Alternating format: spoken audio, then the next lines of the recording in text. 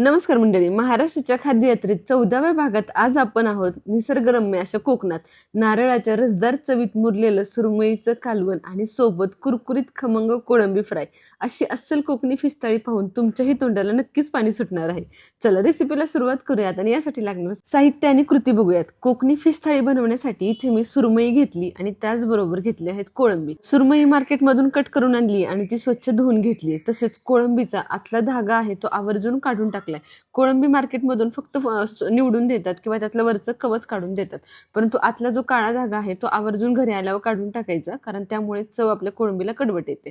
आता दोन्ही मासे हळद, मीठ, आलं लसूण पेस्ट आणि 2-2 चमचे कोकमाचं आगळ घालून मॅरिनेशन करायचे. कोकमाचं आगळ आवर्जून घाला, यामुळे मॅरिनेशन खूप छान होतं आणि चवही आपल्या भाजीला खूप छान येते. कोळंबीला छान हाताने चोळून चोळून मी मॅरिनेट करून घेते, कारण हळद, मीठ, आलं लसूण पेस्ट आणि कोकम ह्या सगळ्या गोष्टी व्यवस्थित अशा कोळंबीला लागल्या पाहिजेत.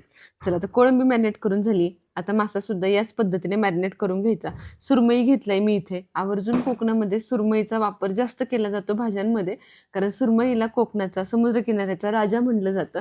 त्यामुळेच आज आपण कोकणची फिश थाळी बनवताना सुरमईचं कालवण करणार आहोत. आता हे सुरमईचं कालवण अतिशय स्पेशल आहे. यासाठी लागणारं साहित्य बघूयात. यासाठी धने आणि लाल बेडगी मिरच्या 1 तासभर पाण्यामध्ये भिजवून ठेवल्यात. त्याचबरोबर आलं लसूण, ओलं खोबरं, अर्धा कांदा घेतलाय फक्त. आणि सगळ्यात महत्त्वाचा घटक आहे ते हे तिरफळ. बरेच वेळेला याला त्रिफळा असं सुद्धा म्हणलं जातं, परंतु याचं मेन प्रोनाऊन्सिएशन हे तिरफळ असं आहे. त्यानंतर घेतले लाल तिखट आणि काळं तिखट. आता वाटण बनवण्यासाठी सगळ्यात आधी मिक्सरच्या भांड्यामध्ये ओलं खोबरं घालून घ्यायचं. ओलं खोबऱ्याचं प्रमाण हे कोकणाच्या फिश करीमध्ये खूप जास्त असतं. आणि त्यानंतर फक्त अर्धा कांदा अगदी मीडियम आकारामध्ये कट करून घेतलाय. लसणाच्या 10 ते 12 पाकळ्या, आल्याचे 5 ते 6 तुकडे आणि हे बेडगी मिरच्या आणि धने भिजवून ठेवलं होतं ते साधारण 2 चमचे धने घेतले होते आणि 4 ते 5 बेडगी मिरच्या घेतल्यात. त्यानंतर तिरफळ घालून घेतले, लाल तिखट आणि काळं तिखटही घालून घेतले. इथं काळ्या तिखटाऐवजी तुमच्याकडे असेल तर तुम्ही मालवणी मसालाही वापरू शकता. आता पाणी घालून सगळ्या गोष्टी अगदी स्मूथ अशा वाटून घ्यायच्या. आता कोकणातील स्पेशल फिश करीमध्ये आवर्जून सगळ्या गोष्टी कच्च्या वापरल्या जातात आणि इकडे पश्चिम महाराष्ट्रात मात्र फिश करी बनवताना सगळ्या गोष्टी भाजून वापरल्या जातात. ही कोकणाच्या फिश करीची अजून एक खासियत आहे. चला सगळ्या गोष्टी पाणी घालून अगदी मौसूद अशा वाटून घेतल्यात. तुम्ही रंगही बघू शकताय, अफलातून असा रंग आलाय. चला हे वाटण बाजूला ठेवूयात आणि आता घेऊयात आपल्या सुरमईच्या कालवणाची फोडणी करायला. यासाठी कढईमध्ये 5 ते 6 चमचे तेल गरम करायचं. त्यामध्ये हे केलेलं वाटण घालायचं आणि हे वाटण छानपैकी तेल सुटेपर्यंत परतवून घ्यायचं. सुरमईच्या कालवणाची चव इतकी भारी होते ना की काही विचारायलाच नको, कारण माशालाच एक इतका सुंदर फ्लेवर असतो, त्यामुळे या करीला सुद्धा खूप छान फ्लेवर येतो. आणि त्यामुळे यामध्ये वेगळे काही फॅन्सी मसालेही वापरले जात नाही. फक्त सगळ्यात महत्त्वाचं काय असेल ते ओलं खोबरं, तिरफळ आणि सगळ्यात महत्त्वाचं लाल तिखट आणि काळं तिखट. त्याऐवजी तुम्ही मालवणी तिखट वापरू शकता. हे सगळ्या बेसिक गोष्टी आहेत याचा फ्लेवर खूप छान होण्यासाठी. चला मसाला छानपैकी परतला गेलाय. आता यामध्ये गरम पाणी घालायचं. थंड पाणी अजिबातही घालायचं नाही. थंड पाणी घातलं तर कुकिंग प्रोसेस पूर्णपणे थांबते, त्यामुळे रश्श्याची चव जाते. आता ही कोकणी फिश करी ही खूप जास्त पातळ नसते, ती थोडीशी मीडियम घट्ट असते. आणि तुम्ही रंगही बघू शकताय, अगदी परफेक्ट असे कोकणात गेल्यावरची जी आपण करी खातो ना, सेम टू सेम तसा रंग आला आहे.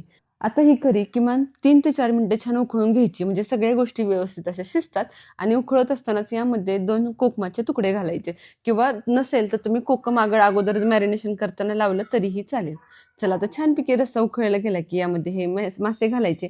माशाचं जे काही मॅरिनेशन आहे ते सगळं यामध्ये घालायचं, कारण यामध्ये आलं लसूण हळद मीठ हे सगळेच फ्लेवर आहेत.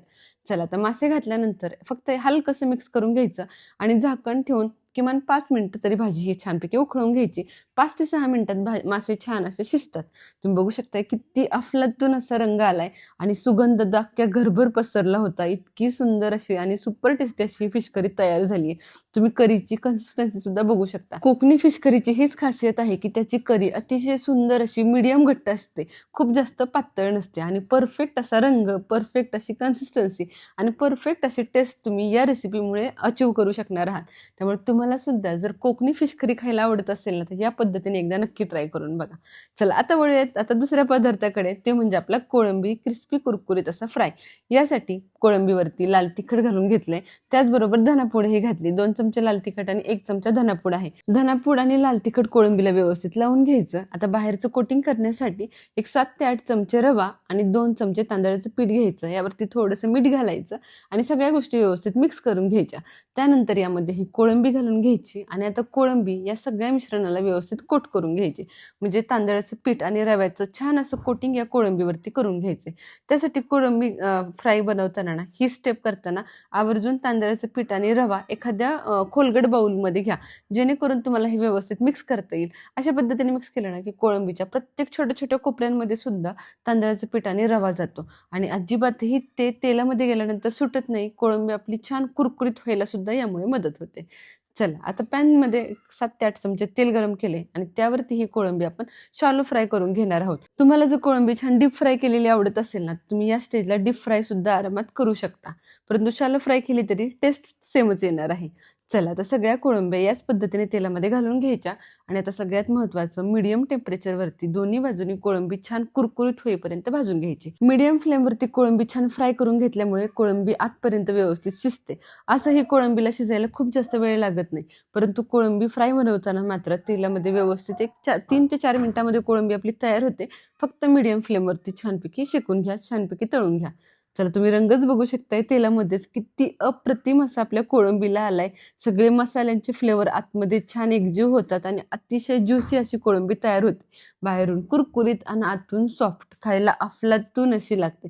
तुम्ही वरचा क्रंचही बघू शकताय. अतिशय क्रिस्पी कुरकुरीत असं कोटिंग आपल्या कोळंबीला आले. आता कोळंबी फ्राय बनवताना आवर्जून तो गरमागरमच सर्व करायचा, म्हणजे तो खायला तितकाच टेस्टी लागतो. जर तुमच्या घरी पाहुणे येणार असतील किंवा घरी जरी तुम्ही ही कोळंबी फ्राय खाण्यासाठी बनवली तरी कोळंबी सुरुवातीला छान मॅरिनेट करून ठेवा, नंतर ती तांदळामध्ये आणि रव्यामध्ये घोळवून ठेवा आणि जेव्हा सर्व करायचे तेव्हा गरमागरम फ्राय करून सर्व करा.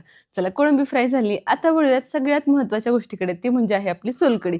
कोकण म्हणल्यावरती सोलकढीशिवाय थाळी पूर्ण होऊच शकत नाही. यासाठी ओलं खोबरं, हिरवी मिरची, आलं, 1 चमचा जिरे या सगळ्या गोष्टी पाणी घालून मिक्सरला छानपैकी वाटून घ्यायच्या. यामुळे काय होते, नारळाचं आपल्याला दूध भेटणार आहे आणि त्याचबरोबर आपण कोकम, आगळ आणि चवीपुरतं मीठही घेतलंय. मिक्सरला तुम्ही 1दा ते 2दा ह्याचं दूध काढू शकता. मी फक्त 2दा ह्याचं दूध काढतेय. तिसऱ्या वेळेस काढू नका, नाहीतर तुमची सोलकढी खूप जास्त पातळ होईल. कोकणामधली सोलकढी ही खूप जास्त पातळ नसते, ती छान अगदी घट्टसर अशी असते. चला मी इथे 2 वेळा या नारळाचं दूध काढून घेतले. अतिशय सुंदर असं हा फ्लेवरफुल दूध आपल्याला भेटले. आता यामध्ये चवीप्रमाणे मीठ आणि साधारण 4 चमचे मी कोकम आगळ घातले. तुमच्याकडे जर कोकम आगळ नसेल तर कोकम आपल्या पाण्यामध्ये भिजायला घालून ते वापरलं तरीही चालेल. त्याचं पाणी काढून घ्या, फक्त गरम पाण्यामध्ये भिजवा, म्हणजे कोकमाचं आगळ लगेच निघतं.